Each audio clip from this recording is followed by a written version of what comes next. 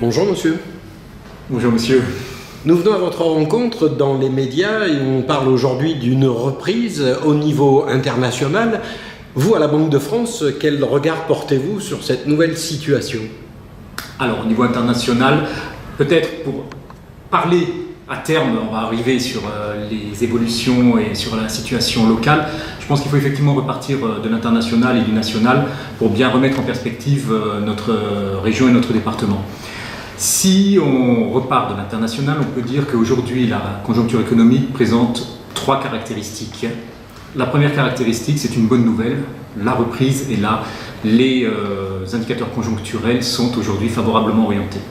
La deuxième caractéristique, qui est une caractéristique peut-être plus européenne, mais j'allais dire pas seulement, c'est une énigme, c'est que effectivement je vous dis qu'il y a de la croissance, qu'il y a une reprise, et pour autant l'inflation ne repart pas au même rythme que le reste, que ce qu'aurait pu laisser espérer la croissance économique.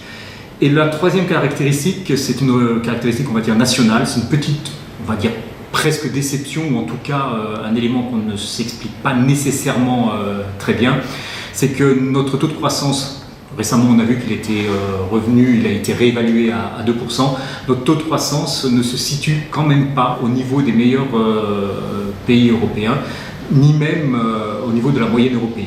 Donc ça, c'est quand même un petit élément de déception. Alors si on reprend les trois grandes zones géographiques, au niveau mondial, et j'allais dire c'est presque une bonne nouvelle, c'est que le FMI qui pendant très longtemps révisait ses prévisions à la baisse systématiquement, pour la première fois en 2017, le FMI a enfin révisé ses prévisions à la hausse. Alors ça peut paraître anecdotique, pour autant ça veut dire qu'au cours de l'année 2017, la croissance s'est accélérée. Aujourd'hui, je vous rappelle que nous sommes en 2018.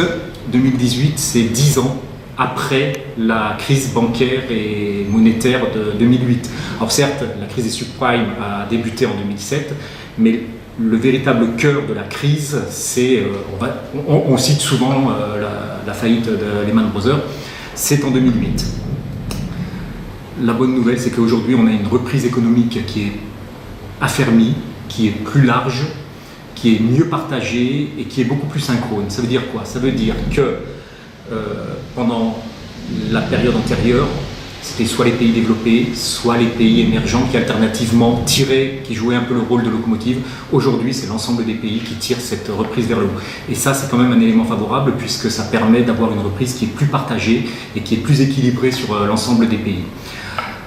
Aujourd'hui, reprise mondiale, ça veut dire quoi? Ça veut dire un taux de croissance qui est d'environ 3,5, 3,6, 3,7%, on va pas au centime près. Pour autant, on retrouve enfin les niveaux de croissance que l'on a connus pendant les 2 décennies d'avant-crise.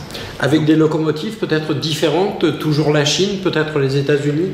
Alors, avec des locomotives qui évoluent, la Chine est effectivement toujours présente, même si en Chine, on voit que le modèle de la Chine, qui était un modèle lié au commerce international, est aujourd'hui un petit peu atténué par rapport à la volonté des autorités chinoises de recentrer leur croissance sur la consommation intérieure.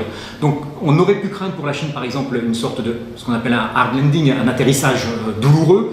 Là en fait non, on a une tendance, alors qu'on avait des croissances à 2 chiffres, on a aujourd'hui des croissances, un ralentissement du rythme de croissance, mais on est toujours sur des rythmes de croissance de 7-8%.